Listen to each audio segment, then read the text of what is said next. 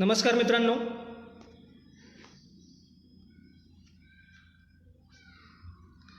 माझा आवाज पोहोचत असेल तर कृपया जे लाईव्ह आहेत त्यांनी खाली कमेंट बॉक्समध्ये आपण सांगू शकता।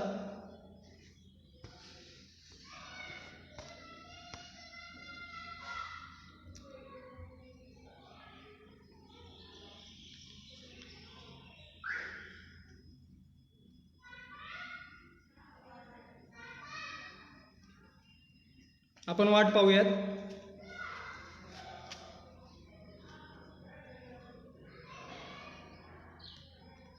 माझा आवाज जर आपल्यापर्यंत पोहोचत असेल तर आपण खाली कमेंट बॉक्समध्ये सांगू शकता।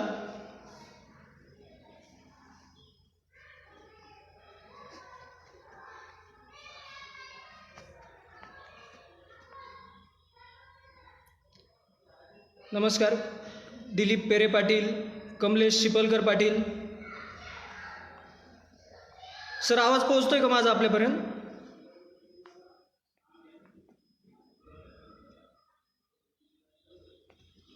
आपण वाट पाहूयात, जो काही लाईव्ह येत आहेत लाईव्ह आल्यानंतर आपण सुरू करूयात।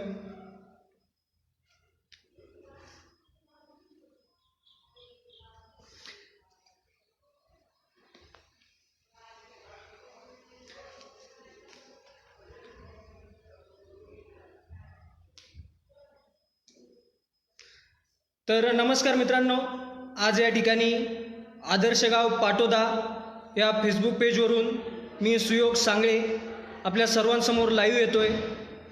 खरं पाहायला गेलं तर मी प्रथमतः आदर्श गाव पाटोदा ही ग्रामपंचायत व या पेजची जी काही संपूर्ण सोशल मीडियाची टीम आहे, मग त्यामध्ये दिलीपराव पेरे असतील, या सर्वांचं मी आभार व्यक्त करतो की आज त्यांनी या ठिकाणी वक्त्यासाठी व श्रोत्यांसाठी ही संधी उपलब्ध करून दिली।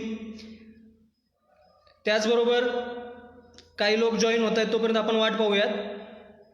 तर मित्रांनो, आज या ठिकाणी मला सांगताना अतिशय आनंद होईल की सध्या करोनाच्या आलेल्या या संकटामुळे आपण गेली काही दिवस घरामध्ये बंदिस्त आहोत। गेले 2 ते 3 महिने संपूर्णतः जनजीवन त्या ठिकाणी विस्कळीत झालेलं आहे। परंतु अशा परिस्थितीत खरं तर मला वाटतं की महात्मा गांधींनी स्वातंत्र्यापूर्वी म्हणजे 100 वर्षापूर्वी जो मंत्र दिलेला होता की खेड्याकडे चला, कुठंतरी हा मंत्र आता या ठिकाणी येतोय आणि सर्वजण खेड्याकडे वळतायत। परंतु मला या ठिकाणी सांगायला अतिशय आनंद होईल की खेड्याकडे चला हा मंत्र त्या ठिकाणी गांधीजींनी दिला, परंतु ती खेडी कशी असावीत याचा सुद्धा उपदेश महात्मा गांधींनी अगदी उत्कृष्टरित्या त्या ठिकाणी केलेला आहे। तर ती खेडे कशी असावीत, जर महाराष्ट्रातील खेड्यांची आणि महाराष्ट्रातील गावांचं जर आपण पाहायला गेलो तर महाराष्ट्राच्या ग्रामीण भागातील जी काही 2 ते 3 गावे आपल्या नावासमोर स्पष्ट येतात, त्यामध्ये मग पोपटराव पवार साहेबांनी घडवलेलं ते हिवरे बाजार असेल किंवा त्याचबरोबर अण्णा हजारेंची राळेगण सिद्धी असेल, आणि त्यानंतर जर दुसरं नाव येत असेल तर ते म्हणजे पाटोदा। त्या ठिकाणी आता भास्करराव पेरे यांनी गेल्या 25 वर्षातून आपल्या कामाच्या अनुभवातून त्या ठिकाणी केलेला जो विकास आहे आणि एक आदर्श गावाचा जे नमुना आहे तो या महाराष्ट्रासमोर सादर केलेला आहे। या आदर्श गाव पाटोदा या फेसबुक पेजवरून बोलण्याची संधी मिळते, खरं तर हे मी माझं भाग्य समजतो। आणि मी आपल्या सर्वांना विनंती करतो की आता जे काही शिकलेले मजूर, मग जे शहरामध्ये गेलेले होते मजूर असतील, विद्यार्थी असतील, नोकरीच्या निमित्ताने गेलेले सर्वच जण जे आज गावाकडं मागे फिरतायत, त्यांनी कुठंतरी हा विचार करायला हवा की या गावांचा आदर्श घेऊन आपण कशा प्रकारे पुढे वाटचाल करू शकतो। त्यामुळे मी माझं भाग्य समजतो की आज या पेजवरती मला बोलण्याची संधी मिळते। त्याबद्दल सर्व आदर्श ग्रामपंचायत पाटोदा पेज संपूर्ण टीमचे आभार मानतो। या ठिकाणी शिवाजी मते साहेब आलेले आहेत, त्याचबरोबर हर्षल देसले, सुवर्णा बिरदार, प्रसादजी काकड, कमलेशजी शिपलकर पाटील या सर्वांना मी नमस्कार करतो। आणि आज ज्यावेळेस या पेजवरती मला बोलण्याची संधी दिली तर विषय कोणता असावा या संदर्भात आमची चर्चा चालू होती।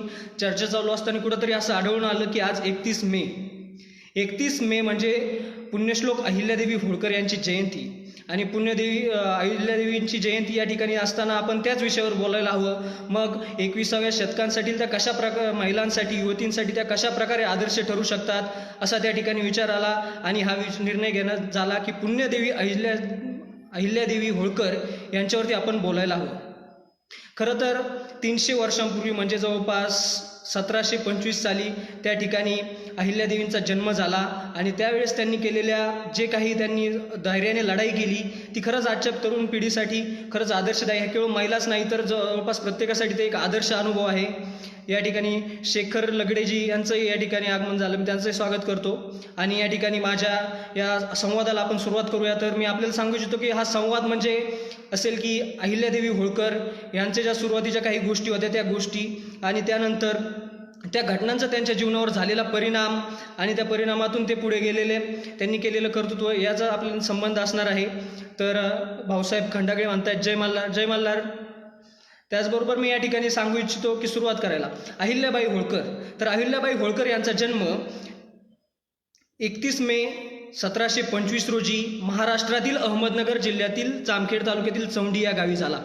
खरं सांगायला गेलं तर ग्रामीण भागात जन्माला आल्यानंतर त्या काळात म्हणजे ज्या आज या महाराष्ट्रात आज या आपल्या देशामध्ये स्त्री शिक्षणाला जेवढं महत्त्व आजही कमी दिलं जातं आहे, अशा वेळेस त्या काळात त्या ठिकाणी स्त्री शिक्षणाला दिलेलं जे महत्त्व होतं ते पाहता त्यांचे वडील मानकोजी शिंदे यांनी त्या ठिकाणी आपल्या मुलीस शिकवण्याचा, लिहिण्या वाजवण्याचा निर्णय घेतला आणि कुठंतरी आपल्या वडिलांनी घेतलेला तोच निर्णय त्या मुलींच्या पुढे भविष्यासाठी निर्णय झाला आणि त्यातून कुठंतरी अहिल्याबाई होळकर हे जे व्यक्तिमत्व आहे हे संपूर्ण जगासमोर त्या ठिकाणी आलं.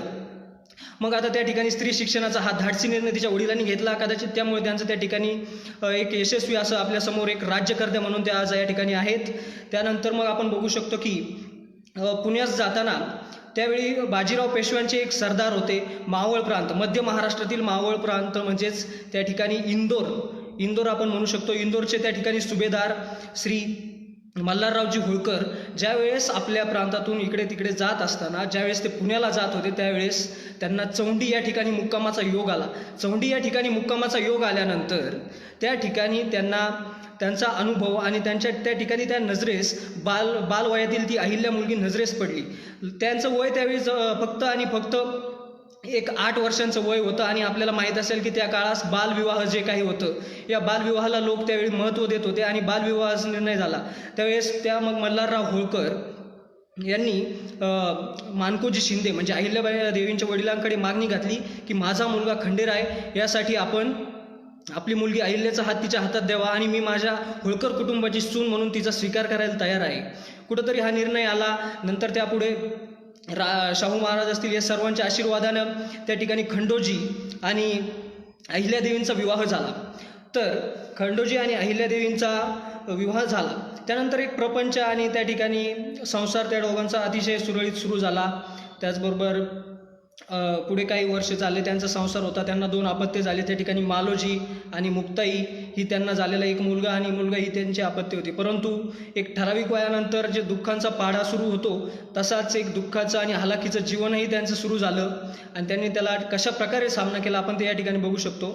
नमस्कार मच्छिंद्र चोळके पाटील या ठिकाणी धन्यवाद देतो मी त्यांना.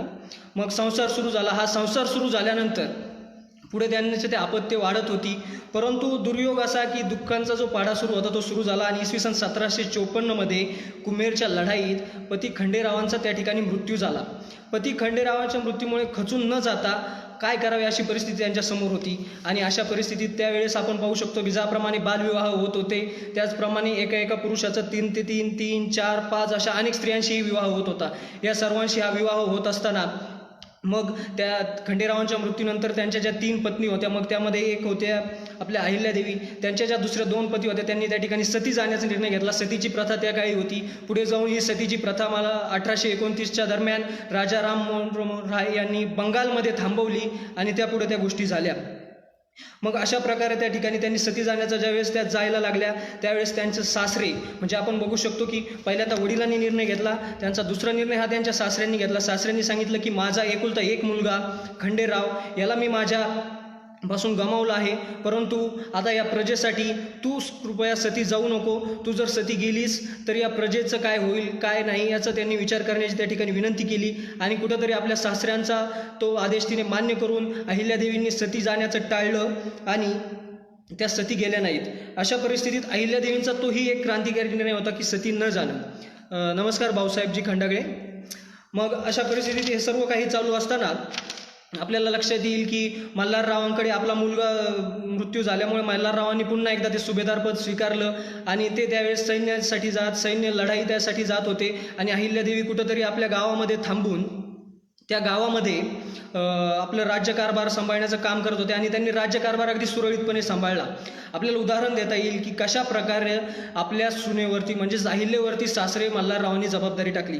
इसवी सन 1765चा ज्यावेळेस पत्रकारभार आपण बघतो, ते पत्रकारभार बघत असताना आपल्याला सापडतं की त्या पत्रांच्या माध्यमातून इसवी सन 1765 साली सीमेवर लढत असलेले, शत्रूशी लढत असलेले मल्हारराव होळकर आपल्या सुनेला अहिल्याला पत्र देऊन सांगतात की दारुगोळा हा संपत आलेला आहे, दारुगोळ्याचा कारखाना त्या ठिकाणी उभारण्याची जबाबदारी घ्या आणि ती काही त्यातून पुढे मार्ग काढा. अशा वेळेस काही 100 माणसांची निवड करून अहिल्यादेवींनी त्या ठिकाणी तो कारखाना सुरू केला, दारुगोळ्याची त्या ठिकाणी निर्मिती केली आणि तो दारुगोळा ही सर्व काही निर्मिती करत असताना त्यांनी त्या ठिकाणी ती निर्मिती केली आणि यशस्वीपणे तो दारुगोळा कारखान्याचा निर्णय पार पाडला आणि दारुगोळा आपल्या सैन्याला पोहोचला, ज्या ठिकाणी आपले सासरे मल्हारराव होळकर त्या ठिकाणी लढत होते. तर यातून आपल्याला लक्षात येईल की निवड क्षमता आणि व्यक्तींची निवड जशा प्रकारे त्यांनी त्या 100 व्यक्तींची निवड केली आणि त्यातून एक यशस्वीपणे रिभावलं, त्याचप्रमाणे आपणही आपल्या आयुष्यात सर्व स्त्रिया असतील, सर्व कोणी असतील, एक निवड क्षमतांची व्यक्तींची निवड करण्याचा आपल्याला चान्स आहे. आपण ती संधी स्वीकारायला हवी. आपल्या आजूबाजूला आपण बघू शकतो, आपण आपल्या आजूबाजूच्या व्यक्तींची निवड करू शकता की ज्यांच्याकडून आपल्या आयुष्याला सकारात्मक हातभार लागेल आणि पुढे जाऊन तेच एक यशस्वीतेत रूपांतर होईल भविष्यात. त्यानंतर युद्धभूमीवर पूर्वीच्या काळी आपण पाहायला गेलं तर लढाईच्या वेळी कुटुंबाला सोबत घेऊन जाण्याची प्रथा होती आणि त्यामुळे अहिल्यादेवी ह्या आपल्या पतींसोबत बऱ्याचदा, पती खंडेराय असतील, आपले सासरे मल्हारराव होळकर असतील, यांच्यासोबत त्या ठिकाणी युद्धभूमीवरती गेलेल्या होत्या, त्या ठिकाणी राहिलेल्या होत्या आणि या प्रत्येक विषयी असलेलं कुतूहल, या कुतूहलाच्या बळावर त्यांनी त्या ठिकाणी प्रशासकीय व सैन्यात त्यांनी त्या ठिकाणी जाणून घेण्याचा प्रयत्न केलेला होता. अशा परिस्थितीत युद्धभूमीवर गेलेल्या असल्याने त्या युद्धातले डावपेच असतील, गनिमी कावा असेल आणि मुत्सद्देगिरी असेल, या सर्वांची त्यांना पुरेपूर जाणीव होत होती आणि त्या या जाणीवेच्या बळावर त्यांनी त्या ठिकाणी राज्यकारभार आहे ते एकदम उत्कृष्टरित्या अगदी सांभाळत होत्या. मल्हाररावामुळेच त्या प्रशासकीय व सैन्याच्या कामात पारंगत झाल्या. परंतु आपण म्हणू शकतो की जसे काही प्रसंग येतात आयुष्यात, जो दुःखाचा पाडा सुरू झालेला होता तो काही थांबण्यास, त्यांनी आपल्या पतीचा मृत्यू त्या ठिकाणी अनुभवलेला होता. पुढे जाऊन आपल्याला त्यांना त्या ठिकाणी 1767 साली त्यांचे सासरे मल्हारराव होळकर यांचाही मृत्यू झाला. अशा परिस्थितीत ज्या काळी स्त्रियांना शिक्षण देण्यासच विरोध होत होता, त्या काळी स्त्रियांकडे सुभेदार पद देणं किंवा एखाद्या प्रदेशाचं त्या ठिकाणी देणं ही खरंच एक नवी गोष्ट होती. अशा परिस्थितीत काय करायचा निर्णय झाला. परंतु मग त्या ठिकाणी आपल्या केवळ वयाने 21 वर्ष असलेल्या मालोजी या मुलाला त्या ठिकाणी सुभेदारी पद देण्याचा निर्णय घेतला. मालोजीला सुभेदार पद देण्याचा निर्णय घेतल्यानंतर आपल्या लक्षात येईल की मालोजी हा 21 वर्षाचा होता, परंतु त्याला सुभेदार पद दिल्यानंतर त्याचा जो काही संपूर्ण कारभार आहे तो कारभार त्या ठिकाणी अहिल्याबाईच या ठिकाणी सांभाळत होत्या आणि अहिल्याबाईंनी त्या ठिकाणी त्याच्यावरती बरेचसे प्रयत्न केले. पुढे जात असताना आपल्या लक्षात येईल की त्यांची मुलगी जी होती मुक्ताई, तर त्यावेळी चोरांचा आणि जे लुटमार करणारे लोक होते त्यांचा प्रभाव राज्यात वाढत होता. अशावेळी त्यांच्यावर नियंत्रण कसं आणायचं हा प्रश्न त्या ठिकाणी असताना त्यांनी त्या ठिकाणी एक आपण म्हणू शकतो स्वयंवराचं त्या ठिकाणी दिलं जात होतं, तर त्यांनी त्या ठिकाणी दिलं आणि आपली मुलगी, म्हणजे आजही आंतरजातीय विवाहाला या ठिकाणी कुठेतरी फाटा देत आहेत लोक, एक दृष्टिकोन बदलला जातोय. परंतु 300 वर्षापूर्वी त्यांनी आपल्या मुलीचा मुक्ताईचा आंतरजातीय विवाह हा दुसऱ्या जातीच्या व्यक्तीशी करून दिला, तेच म्हणजे यशवंतराव फणसेशी विवाह करून दिला आणि एक नवीन संकल्पना त्यांनी त्या ठिकाणी रुजवली. त्यानंतर मुलगा मालोजी याने राज्यकारभार तर स्वीकारला होता, परंतु तो त्या ठिकाणी त्यात यशस्वीपणे जाऊ शकत नव्हता. अशाच वेळी त्याचा एक मानसिकदृष्ट्या तो अस्वस्थ होता आणि अशातूनच त्याच्याकडून एका विणकऱ्याचा त्या ठिकाणी मृत्यू झाला. त्या विणकऱ्याचा मृत्यू झाला, परंतु त्या विणकऱ्याचा मृत्यू झाल्यानंतर एखादी आई असते, आपला आजच्या काळातील आपण बघू शकतो, ती एखाद्याला थांबवते, आपल्या मुलाच्या चुका पाठीशी घालते, परंतु त्या आईने त्या मुलाची चूक पाठीशी न घालता न्यायप्रिय आणि न्यायप्रविष्ट ज्या असल्यामुळे त्यांनी प्रकरणाची निपक्षपातीपणे चौकशी केली आणि ही चौकशी केल्यानंतर खरं तर आपल्या मुलाची चुकी त्यांना आढळून आली. विणकरी जो होता, जो मृत्यू झाला, तो त्यांना त्याच्यात काही चुकी आढळून आली नाही आणि ती चुकी आढळून आलेली नाही हे लक्षात घेता त्यांनी आपल्याला मुलाला शिक्षा दिली आणि या शिक्षानंतर मानसिकदृष्ट्या अस्थिर, अस्वस्थ होऊन या मालोजीचा मृत्यू झाला आणि केवळ 9 महिन्यातच त्यानं जे सुभेदारपद स्वीकारलं होतं ते त्या ठिकाणी त्याला संपूर्ण फाटा पडला. अशा परिस्थितीत आपल्याला बघायला आणखी त्यांचा पुढचा गुण आपल्याला घेता येईल की झणझणीत कर्तृत्व, आपण ज्याला म्हणतो ते कर्तृत्व कसं असावं. अशा परिस्थितीत सासऱ्यांचा मृत्यू झाला, पतीचा मृत्यू झाला, मुलांचा मृत्यू झाला, आपल्या जवळच्या 3 व्यक्तींचा मृत्यू अनुभवला, म्हणजे ही संकटांची ही मालिका सुरूच होती. आणि अशा परिस्थितीत मग पुन्हा एकदा सुभेदारी जाण्याचं त्या ठिकाणी शक्यता निर्माण झाली. त्यावेळी स्त्री शिक्षणाला महत्त्व नव्हतं, त्यावेळी स्त्रीला सुभेदार देण्यास पुन्हा एकदा विरोध केला गेला आणि राज्यकारभार ज्या काही बघत होत्या मावळ प्रांतातील, तर त्या ठिकाणी अंतर्गत राजकारणी असतील, बाह्य राजकारणी असतील, यांनी कुठंतरी राज्य बळकवण्याचा प्रयत्न सुरू केला. हे राज्य बळकवत असताना मग त्यामध्ये पेशव्यांचे पुतणे जे होते राघोबा त्या ठिकाणी ते चाल करण्यासाठी पुढे सरसावले आणि मग ही कुठंतरी एक जे विरोधी होते त्यांनी त्या ठिकाणी प्रयत्न सुरू केला.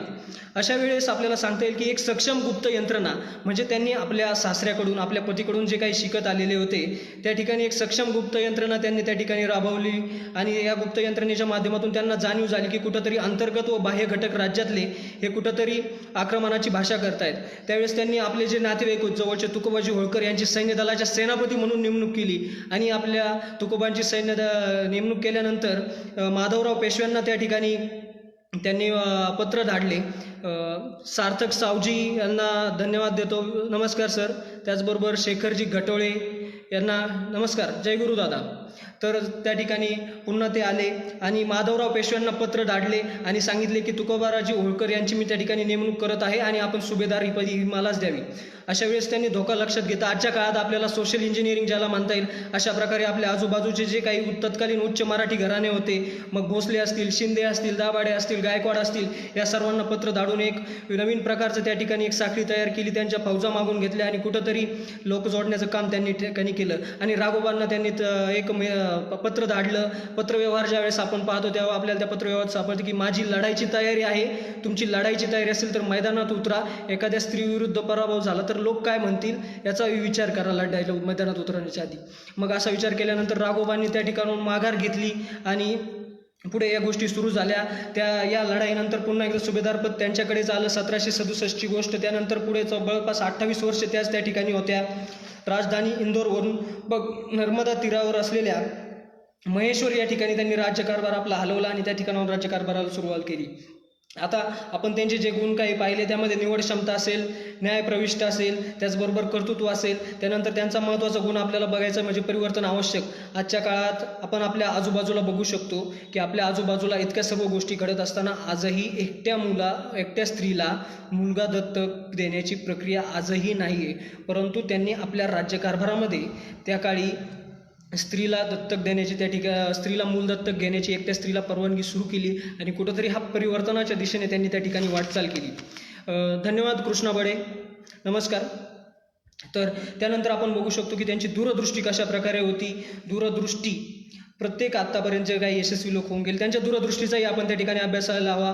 त्यांनी आपल्या सैन्य दलामध्ये फ्रेंच सेनापतीची नेमणूक केली. आता सर्वांनी प्रश्न उपस्थित केला की सैन्यामध्ये फ्रेंच सेनापतीची नेमणूक का, तर त्यांनी त्या ठिकाणी सांगितलं की युरोपीय पद्धतीने सैन्य प्रशिक्षण देऊन खरं तर पलटणीची निर्मिती करणे आणि त्यांना युरोपीय पद्धतीने आक्रमण होऊ शकतात त्यांचा सामना करण्यासाठी आपल्याला ती गोष्ट आवश्यक आहे असं त्यांनी सांगितलं आणि त्यानंतर पुढे 4 पलटणीची निर्मिती केली. पुढे 1772 त्यांनी पत्रव्यवहारावरून आपल्याला त्यांच्या बराचसा इतिहास सापडतो. पेशव्यांना पत्र लिहिले की त्यावेळेस इंग्रजांचं आगमन भारतावर वाढत होतं. अशा वेळेस दिल्लीचा बादशाह आणि मराठा सरदारांनी कुठंतरी एकत्र येऊन त्याला सामोरं जाण्याचा प्रयत्न करावा असं त्यांनी त्या ठिकाणी साथ घातली आणि खरं तर या सर्वांनी त्याचा विचार केला. त्यांनी त्या ठिकाणी सांगताना आपल्याला त्यांचा आणखी एक नमुना आढळतो की त्यांनी सांगितलं की अस्वला, इंग्रजांची तुलना त्यांनी अस्वलाशी केली. त्यांनी सांगितलं की समोर जर वाघ असेल तर या शक्तिशाली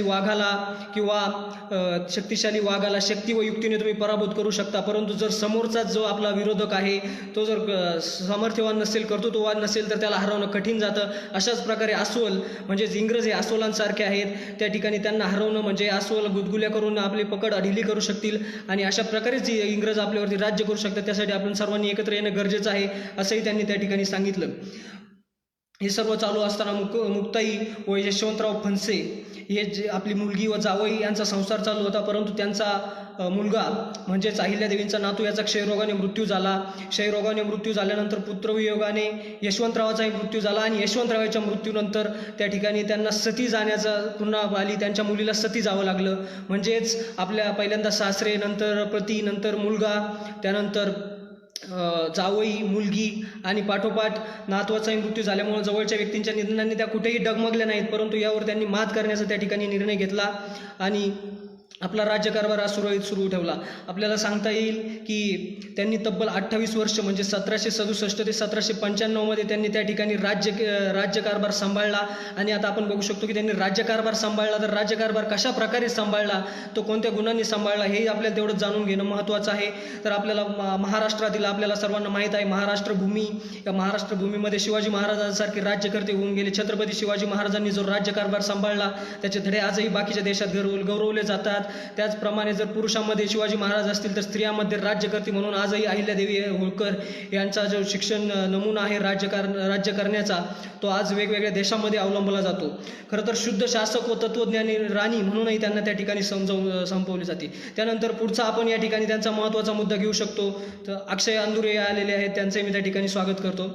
सिटी प्लॅनिंग म्हणजेच नगर रचना कशा असाव्या, तर त्या आपल्या राज्यकारभारात त्यांनी राज्यात म्हणजे रस्त्यांच्या कडेला दाट वृक्षरोपण असेल आणि वृक्षरोपण केलं. त्यानंतर विहिरीची निर्मिती संपूर्ण म्हणजे अगदी काश्मीरपासून तर कन्याकुमारीपर्यंत विहिरी असतील, पाणपोया असतील, बारव, नदीघाट या सर्वांना त्यांनी त्या ठिकाणी विकसित करण्याचं काम केलं.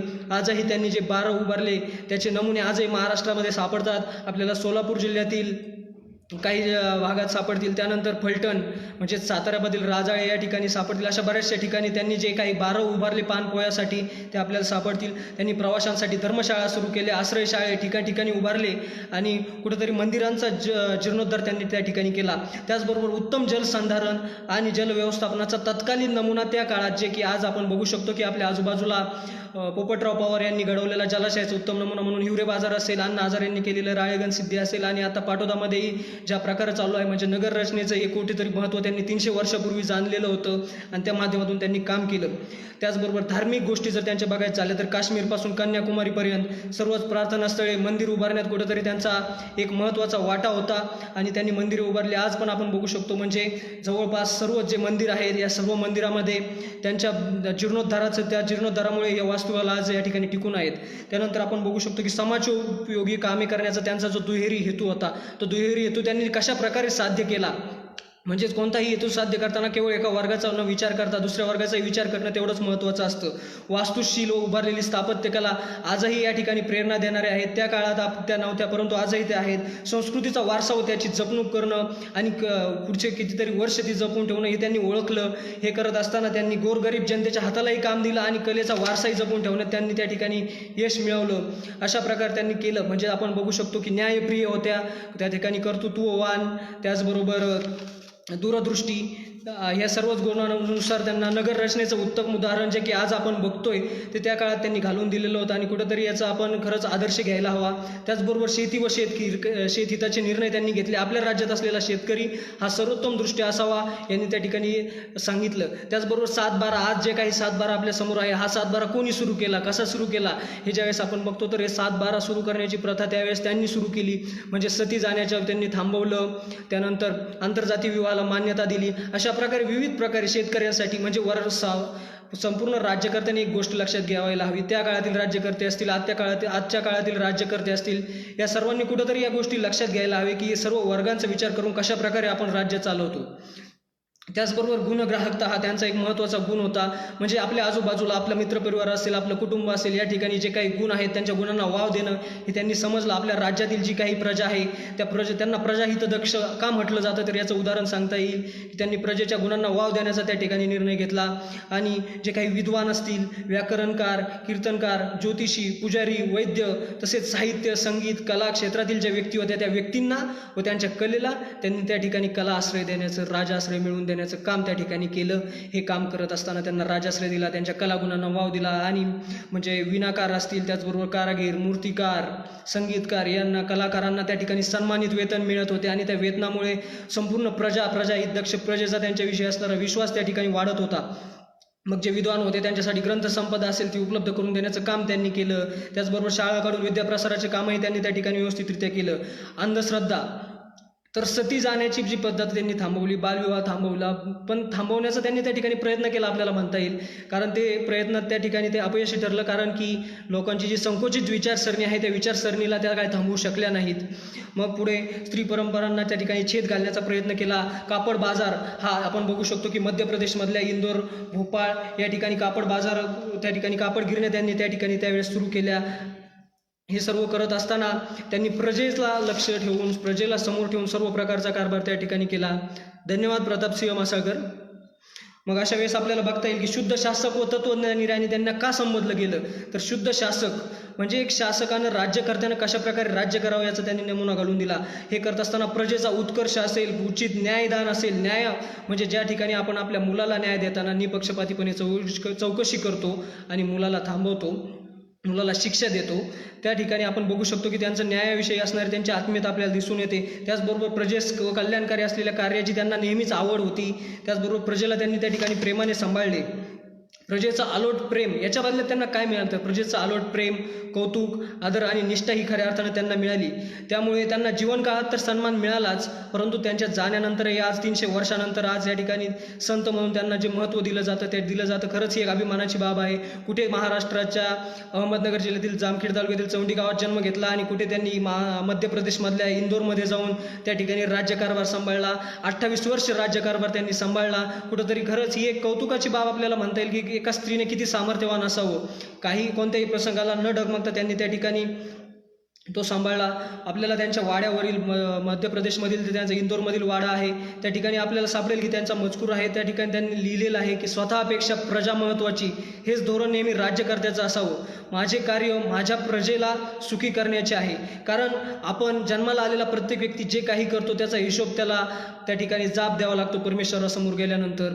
हा जाब देत असताना तो जाब देण्याचे आपण त्या ठिकाणी लक्षात घ्यायला हवं. कशा प्रकारे आपण ते देऊ शकतो, म्हणजे कर्म, आपण जे कर्म करतो त्याचा जाब आपल्याला कुठेतरी परमेश्वराजवळ द्यावा लागतो आणि त्यातून मग पुढे आपल्याला त्यातून काय आपल्याला जे आपलं कर्माचं फळ मिळणार आहे ते फळ मिळतं. अशा प्रकारे त्यांना सांगता येईल. अशा प्रकारे वयाच्या 70व्या वर्षी म्हणजेच 13 ऑगस्ट 1795 रोजी त्यांचा त्या ठिकाणी मृत्यू झाला. परंतु आपल्या मृत्यूपर्यंत 28 वर्ष त्यांनी त्या ठिकाणी तो राज्यकारभार यशस्वीरित्या सांभाळला आणि शिवाजी महाराज यांच्यासोबतच अहिल्याबाई होळकर यांनी एक उत्तम राज्यकर्ती, स्त्री राज्यकर्तीचा या ठिकाणी आपल्यासमोर घालून दिला. हे बघत असताना आजची स्त्री चळवळ आणि त्या काळात त्या स्त्रियांनी घालून दिलेला आदर्श हे आपल्याला बघावं लागेल की आजची स्त्री कुठे चालली आहे आणि अहिल्यादेवींनी घालून दिलेला आदर्श आज त्या कुठं घेत आहेत का, हे बघत असताना आपल्याला सर्वांना या ठिकाणी सावित्रीबाई फुले असतील. म्हटलं जातं की सावित्रीबाई फुलेंनी कुठंतरी ही चळवळ सुरू केली, पण ज्यावेळेस इतिहासात जातो त्यावेळेस आपल्याला आठवतं अहिल्याबाई होळकर यांनी 300 वर्षापूर्वी घालून दिलेला हा पाया, त्या बळावर कुठंतरी सावित्रीबाई फुले पुढे आल्या आणि त्यांनी हे थांबवलं. परंतु आजच्या काळात महिला सक्षमीकरण कोठे आहे, तर महिला सक्षमीकरणाबद्दल आपल्याला सांगायचं झालं तर महिला सक्षमीकरण कोठे आहे हा प्रश्न विचारला जातो. ही महिला सक्षमीकरण ही अशी गोष्ट आहे की स्वातंत्र्यानंतर महिला सक्षमीकरणाला थोडासा वाव मिळाला, परंतु पुढे पुन्हा ती प्रक्रिया खंडित झाली. महिला सक्षमीकरण ही अशी प्रक्रिया आहे, ते प्रक्रिया कोणी म्हटल्याने होणार नाही, तर ज्या स्त्रिया आहेत त्या स्त्रियांनी कुठंतरी अंतर्बाह्य परिवर्तन घेण्याची आवश्यकता आहे. अंतर्मनातून जे येईल त्याच बळावरती हे परिवर्तन आपल्याला होऊ शकतं. आपल्याला या ठिकाणी सीतेचे उदाहरण देता येईल की न्याय, आदर आणि प्रतिष्ठा आणि बहुमान हे ज्या अयोध्येने त्यांना नाकारले, त्या अयोध्यामध्ये त्यांनी एक आदर्श आणि आत्मसन्मान आणि सामर्थ्यशाली स्त्रीचे दर्शन त्यांनी त्या ठिकाणी घडवून दिलं. अशा प्रकारे त्या सीतेचा आदर्श ठेवायला हवा, अहिल्याबाई होळकर यांचा आदर्श आजच्या स्त्रीने ठेवायला हवा. कारण आपण बऱ्याचदा बघतो की आपला ज्यावेळेस संकट येतात त्यावेळेस स्त्री डगमगून जाते, परंतु आजकाल आपण बघू शकतो की स्त्रिया या पुरुषांच्या खांद्याला खांदा लावून जवळपास सर्वच क्षेत्रात लढत आहेत. आणि या क्षेत्रात लढत असताना कुठंतरी बघायला पाहिजे की त्यांनी घालून दिलेला आदर्श म्हणजे स्वतःच्या कुटुंबाचा विचार केला नाही. आणि याचं त्या ठिकाणी श्रेय आपण द्यायला पाहिजे मल्हाररावांना द्यायला पाहिजे, जे की अहिल्याबाईंचे सासरे होते. त्यांनी कुठंतरी त्यांना जाणवलं की आपल्या मुलापेक्षा आपली सून या ठिकाणी कर्तृत्ववान आहे आणि त्यांनी आपल्या सुनेला प्रोत्साहन दिलं आणि नंतर ते सुनेने जाऊन पुढे 28 वर्ष इतिहास उभा केला आणि तो इतिहास आज आपल्यासमोर आहे. परंतु या महाराष्ट्राच्या भूमीत जन्म घेतलेला असून बऱ्याचदा तो इतिहास आपल्यासमोर येत नाही. त्यामुळे आपण कुठंतरी त्यांच्याकडून काय जे गुण असतील ते गुण घ्यायला हवे, त्यांच्यातील लढाऊ वृत्ती असेल ती घ्यायला हवी. सावित्री ज्योतिबा फुले यांनी सुद्धा तेच केलं आणि एक नवीन आदर्श काढून दिला. कल्पना आजच्या स्त्रीला या ठिकाणी बघायला पाहिजे की आजची स्त्री असेल, युवती असेल, ती कोणत्या गोष्टीतून विचार करते आणि तिने कोणत्या गोष्टीतून विचार करावा. कल्पना धारणांशी मिळते जुळते ठेवण्याचा प्रयत्न न करता आजच्या स्त्रीने आपली वाट, स्वतःची वाट स्वतः निर्माण करावी आणि त्या वाटेने ज्या वाटेने जायची इच्छा आहे त्या वाटेने तिने जाणावं असं मला सांगावं वाटेल. त्या प्रेरणादायी आदर्श आज या महाराष्ट्रात भरपूर आहेत, परंतु खरं तर आपण त्याचा जेवढा कमी उपयोग करून घेतोय त्यामुळे कुठंतरी हे पोहोचत नाही. त्याचबरोबर आपण पुरुष वर्ग हा केवळ त्यातील अडथळे दूर करू शकतो, परंतु स्त्री वर्गाला खरी वाटचाल आहे ती स्वतःला करावी लागणार आहे, त्याशिवाय काहीही शक्य नाही हे मी या ठिकाणी सांगू शकतो. आणि अशा प्रकारे मला वाटतं त्यांनी 300 वर्षापूर्वी जो काही त्या ठिकाणी घालून दिलेला पॉईंट आहे त्याचा आपण या ठिकाणी वापर करायला हवा. धन्यवाद तुषारजी तुपे पाटील, धन्यवाद कैलास सांगळे. अशा प्रकारे आपले काही प्रश्न असतील तर आपण कमेंट बॉक्समध्ये विचारू शकता. मग आपण बघतो की आजची स्त्री कशी असावी, तर आजची आई कशी असावी. म्हणजे आपल्याला सांगता येईल की आजच्या महिला APJ अब्दुल कलाम यांनी सांगितल्याप्रमाणे बी अ स्ट्रॉंग वुमॅन, म्हणजे एक अशी स्त्री तुम्ही बनावं की so your daughter will have a role model to look in you. म्हणजे आपल्या आईने असं काही बनावं की तिच्या मुलीने आदर्श म्हणून तिच्याकडे पाहावं आणि तिच्या मुलाला ज्या वेळेस एक मुलगी शोधण्याचा म्हणजे किंवा त्याची सहचारिणी शोधण्याचा योग येईल त्यावेळेस त्याने आपल्या आईकडे बघून आपल्या आईमध्ये असलेल्या गुण ग्राहकता आणि आपल्या आईकडे बसलेल्या गुणानुसार आपली जीवन सहचारिणी आपला लाईफ पार्टनर निवडावा, अशा प्रकारे आपण म्हणू शकतो. आपले काही प्रश्न असतील तर आपण कमेंट बॉक्समध्ये विचारू शकता. म्हणजेच अहिल्याबाईंचे कोणते गुण आपण घेऊ शकतो, तर अहिल्याबाईंची आपल्या आजूबाजूच्या व्यक्तीविषयी असलेली जी निवड क्षमता असेल ती निवड क्षमता, न्यायप्रियता म्हणजे स्वतःच्या मुलाचाही न विचार करता त्यांनी कशा प्रकारे ती न्यायप्रियता आणि त्यावरती विश्वास ठेवला, ती न्यायप्रियता असेल, झणझणीत कर्तृत्व असेल, गुप्त रचना, या ठिकाणी युद्धांचा गनिमी कावा, मुत्सद्देगिरी, डावपेच याचा कशा प्रकारे एका स्त्री उपयोग करू शकते हे त्यांनी 300 वर्षापूर्वी दाखवून दिलं. त्याचबरोबर नगर रचना, आज जे काही नगर रचना आहेत, गाव विकसित होत आहेत, खेडेगाव, या खेडेगावाची सुरुवात कुठेतरी त्यांनी त्या काळी केली आणि एक धार्मिक म्हणून भुकेलेल्याला अन्न देणं आणि तहानलेल्यांना पाणी देणं हे त्यांनी आपल्या काळात सुरू केलं.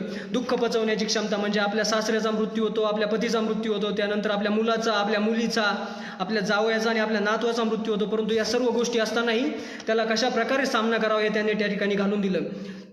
प्रशासक व संघटक म्हणून त्यांनी ती जी काही जबाबदारी पार पाडली ती खरंच एक विशिष्ट वाखण्याजोगी आहे.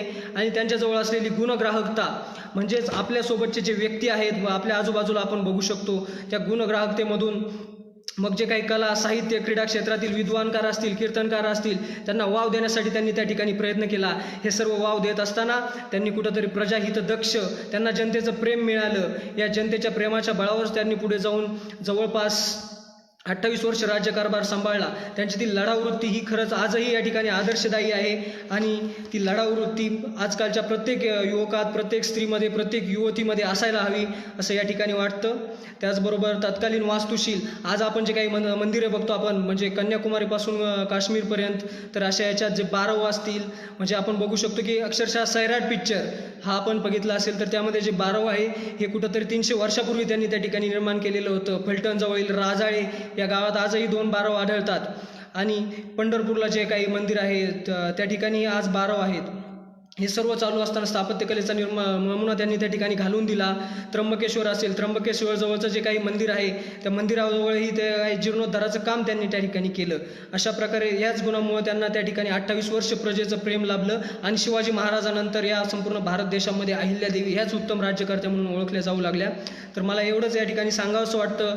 मला वाटतं आता सर्वच गोष्टीवरती आपण या ठिकाणी बोललेलो आहोत आणि दिलीपरावजी पेरे यांना मी या ठिकाणी धन्यवाद देतो आणि जाता जाता एकच सांगू शकतो की तू यावं अशा उजाड माळ रानावर, तू यावं शोषितांच्या घरातून, मोडून पायंडा पिढ्या पिढ्याचा तू यावं, आज येऊ दे अर्थ तुझ्या जगण्याला, तू बनावा निराधारांचा आधार, तू बनावं स्त्री मुक्तीची मशाल, शोधून तुझ्या अस्तित्वाला तू सावित्री व्हावं, घेऊन खंबीर नेतृत्वाला तू अहिल्या व्हावं.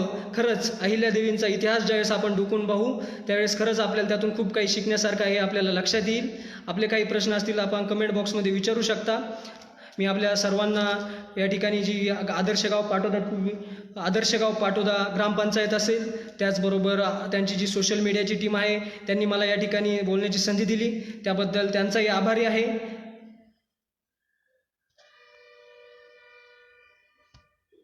आपले काही प्रश्न असतील तर आपण विचारू शकता, नाहीतर मग आपण थांबूयात.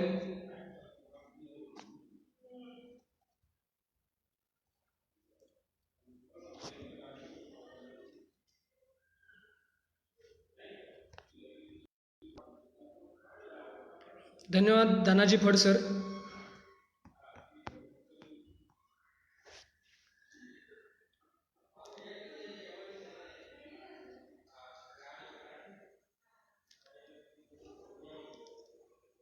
तर धन्यवाद मित्रांनो. मला वाटतं आजचा हा लाईव्हचा प्रोग्राम आपला याच ठिकाणी संपलेला आहे. धन्यवाद.